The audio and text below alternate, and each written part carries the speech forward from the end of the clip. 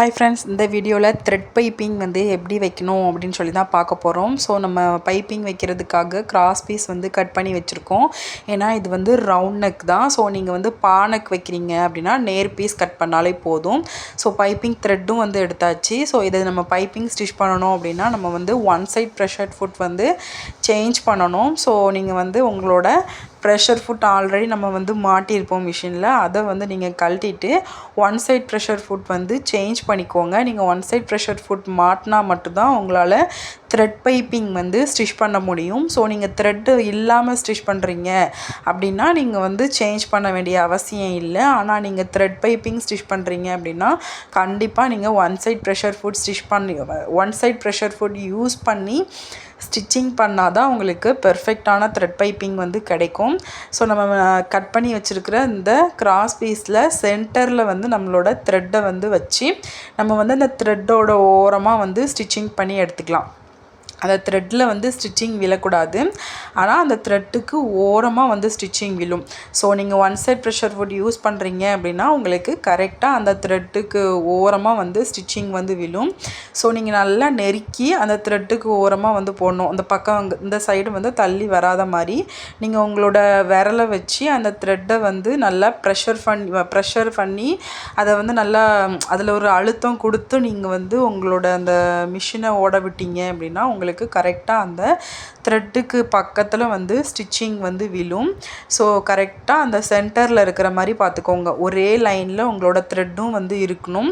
So ஒரு இடத்துல சென்டர்லேயும் ஒரு இடத்துல சைட்லேயும் இருக்குது அப்படின்னா உங்களுக்கு வந்து அந்த பைப்பிங்கோட ஷேப் வந்து உங்களுக்கு நல்லா இருக்காது. ஸோ கரெக்டாக உங்களோட த்ரெட்டு வந்து கிளாத்தோட சென்டரில் இருக்கிற மாதிரி நீங்கள் வந்து ஸ்டிச் பண்ணி எடுத்துக்கணும். ஸோ அங்கேயும் இங்கேயும் நீங்கள் மாறி மாறி ஸ்டிச் பண்ணுறீங்க, ஒரு இடத்துல நூலில் அந்த த்ரெட்டில் வந்து ஸ்டிச்சிங் விழுது அப்படிலாம் இருந்துச்சுன்னா உங்களுக்கு பெர்ஃபெக்டாக இருக்காது.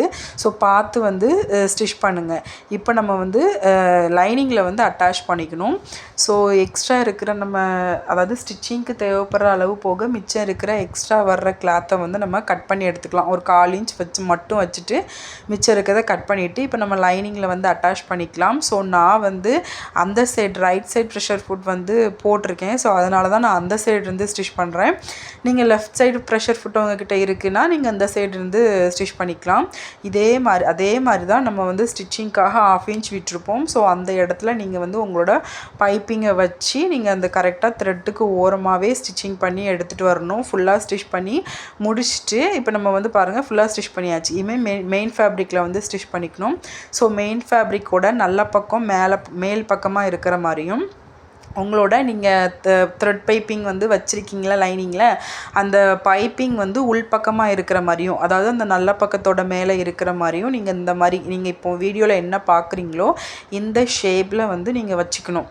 ஸோ நீங்கள் இந்த ஷேப்பில் வச்சு நீங்கள் வந்து ஸ்டிச்சிங் பண்ணால் தான் நீங்கள் வந்து திருப்பும்போது உங்களுக்கு அந்த பைப்பிங் வந்து விசிபிளாக உங்களுக்கு வெளியில் வந்து தெரியும். ஸோ அதனால் இந்த மாதிரி ஷேப்பில் வந்து வச்சு நம்ம ஆல்ரெடி அதில் ஸ்டிச்சிங் போட்டிருப்போம். ஸோ அந்த இடத்துக்கு மேலே நீங்கள் வந்து ஸ்டிச்சிங் போட்டுக்கலாம்.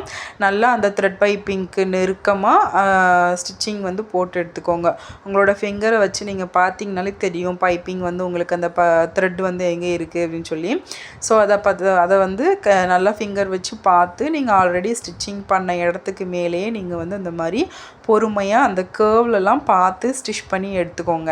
கேர்வில் தான் ஸ்டிச் பண்ணுறதுக்கு கஷ்டமாக இருக்கும். ஸோ அதிலலாம் பார்த்து நல்லா பொறுமையாக ஸ்டிச் பண்ணி எடுத்துக்கோங்க. இப்போ நம்ம ஆல்ரெடி எப்போவும் நெக்கு வந்து ஃபினிஷ் பண்ணுற மாதிரி சின்ன சின்ன குட்டி குட்டி கட்டிங் வந்து போட்டு நம்ம வந்து நெக்கை வந்து திருப்பணும். ஸோ நீங்கள் இப்போ திருப்பி பார்க்கும்போது உங்களுக்கு சூப்பரான பைப்பிங் வந்து உங்களுக்கு பெர்ஃபெக்டாகவே உங்களுக்கு கிடச்சிருக்கும். ஸோ எனக்கு வந்து இது கொஞ்சம் பெருசாக தெரியுது. காரணம் இந்த கிளாத்து இது வந்து ஒரு கொஞ்சம் மட்டை மாதிரி இருக்குது.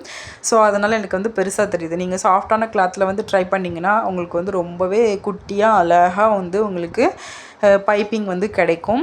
ஸோ இனிமேல் வந்து அவ்வளோதான், அந்த எட்ஜில் வந்து ஒரு ஸ்டிச்சிங் வந்து போட்டு எடுத்துக்கலாம். இதே மாதிரி நீங்கள் ஃப்ரண்ட்டு, பேக்கு, ஸ்லீவு எல்லாத்துக்குமே நீங்கள் வந்து பைப்பிங் வந்து ஸ்டிச் பண்ணி எடுத்துக்கலாம். அவ்வளோதான், நம்மளோட பைப்பிங் ஸ்டிச்சிங் வந்து முடிஞ்சு. ஸோ உங்களுக்கு இந்த வீடியோ வந்து யூஸ்ஃபுல்லாக இருக்குது அப்படின்னா மறக்காமல் நீங்கள் ஒரு லைக் போட்டுருங்க. அப்படி மற்றவங்களுக்கும் ஷேர் பண்ணுங்கள். இந்த மாதிரி நீங்கள் டெய்லரிங் பற்றி நிறைய தெரிஞ்சுக்கணும்னு நினைக்கிறீங்கன்னா என்னோடய சேனலை மறக்காமல் சப்ஸ்கிரைப் பண்ணிக்கோங்க. நெக்ஸ்ட் வீடியோவில் பார்க்கலாம். பாய். தேங்க்யூ ஃபார் வாட்சிங்.